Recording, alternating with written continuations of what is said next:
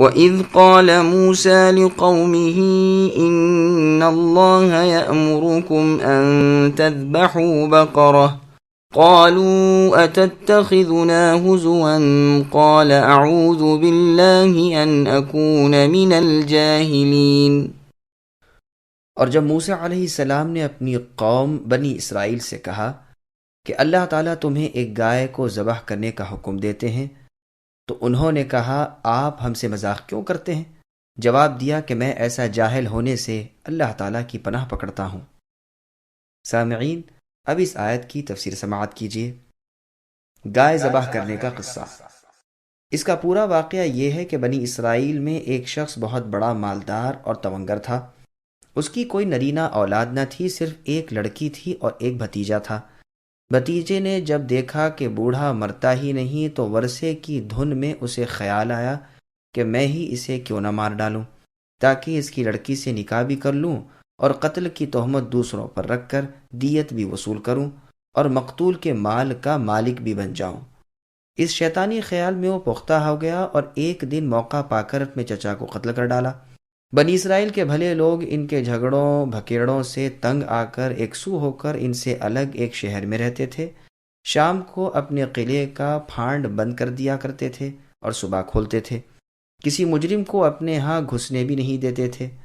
اس بھتیجے نے اپنے چچا کی لاش کو لے جا کر اس قلعے کے پھاٹک کے سامنے ڈال دیا اور یہاں آ کر اپنے چچا کو ڈھونڈنے لگا۔ پھر دہائی مچا دی کہ میرے چچا کو کسی نے مار ڈالا، اور ان قلعے والوں پر تہمت رکھی اور ان سے دیت کا روپیہ طلب کرنے لگا۔ انہوں نے اس قتل سے اور اس کے علم سے بالکل انکار کیا، لیکن یہ سر ہو گیا، یہاں تک کہ اپنے ساتھیوں کو لے کر ان سے لڑائی کرنے پر تل گیا۔ یہ لوگ عاجز آ کر موسیٰ علیہ السلام کے پاس آئے اور واقعہ عرض کیا کہ اے اللہ کے رسول، یہ شخص خواہ مخواہ ہم پر ایک قتل کی تہمت لگا رہا ہے، حالانکہ ہم بری الذمہ ہیں۔ موسیٰ علیہ السلام نے اللہ تعالیٰ سے دعا کی، وہاں سے وحی نازل ہوئی کہ ایک گائے ذبح کر لو۔ انہوں نے کہا اے اللہ کے نبی، کہاں قاتل کی تحقیق اور کہاں آپ کا گائے کے ذبیحہ کا حکم؟ کیا آپ ہم سے مذاق کرتے ہیں؟ موسیٰ علیہ السلام نے فرمایا اعوذ باللہ، مسائل شرعیہ کے موقع پر مذاق جاہلوں کا کام ہے، اللہ عز و جل کا حکم یہی ہے۔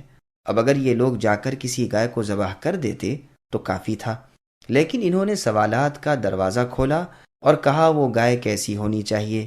اس پر حکم ہوا کہ وہ نہ بہت بڑھیا ہے، نہ بچی ہے، جوان عمر کی ہے۔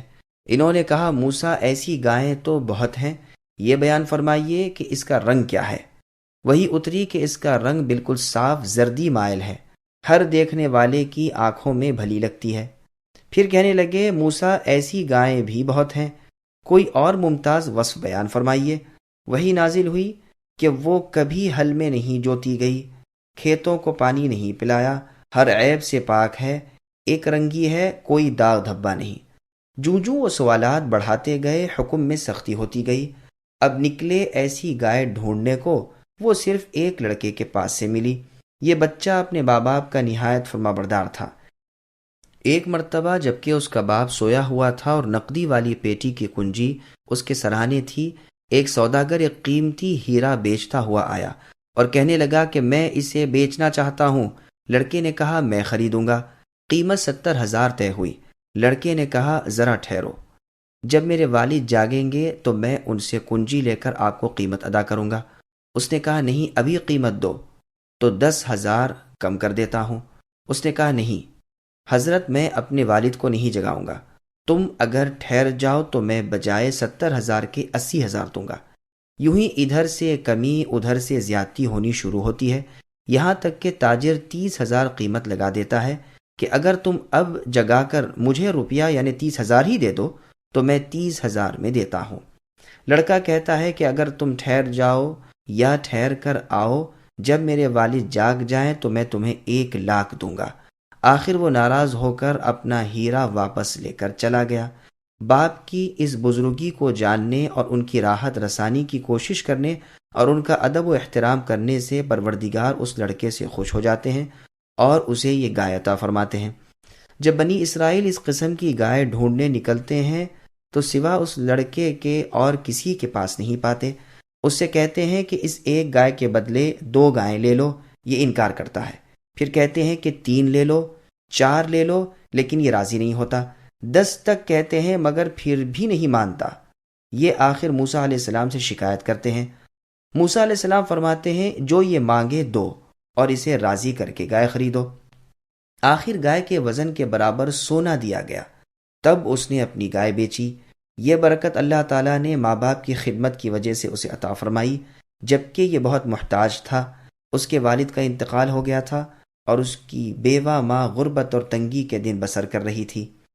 غرض اب یہ گائے خرید لی گئی اور اسے ذبح کیا گیا، اور اس کے جسم کا ایک ٹکڑا لے کر مقتول یعنی اس لڑکے کے چچا جس کو اس لڑکے نے قتل کیا تھا کہ جسم سے لگایا گیا، تو اللہ تعالیٰ کی قدرت سے وہ مردہ جی اٹھا۔ اس سے پوچھا گیا کہ تمہیں کس نے قتل کیا ہے؟ اس نے کہا میرے بھتیجے نے، اس لیے کہ وہ میرا مال لے لے، میری لڑکی سے نکاح کر لے۔ بس اتنا کہہ کر وہ پھر مر گیا اور قاتل کا پتہ لگ گیا، اور بنی اسرائیل میں جو جنگ و جدال ہونے والی تھی وہ رک گئی، اور یہ فتنہ دب گیا۔ اس بھتیجے کو لوگوں نے پکڑ لیا، اس کی عیاری اور مکاری کھل گئی اور اسے اس کے بدلے میں قتل کر ڈالا گیا۔ یہ قصہ مختلف الفاظ سے مروی ہے۔ بظاہر یہ معلوم ہوتا ہے کہ بنی اسرائیل کے ہاں کا یہ واقعہ ہے جس کی تصدیق یا تکذیب ہم نہیں کر سکتے۔ ہاں روایت کرنا جائز ہے۔ تو اس آیت میں یہی بیان ہو رہا ہے کہ اے بنی اسرائیل، میری اس نعمت کو بھی نہ بھولو کہ میں نے عادت کے خلاف بطور معجزے کے ایک گائے کے جسم کو لگانے سے ایک مردے کو زندہ کر دیا، اور اس مقتول نے اپنے قاتل کا پتہ بتا دیا، اور ایک ابھرنے والا فتنہ دب گیا۔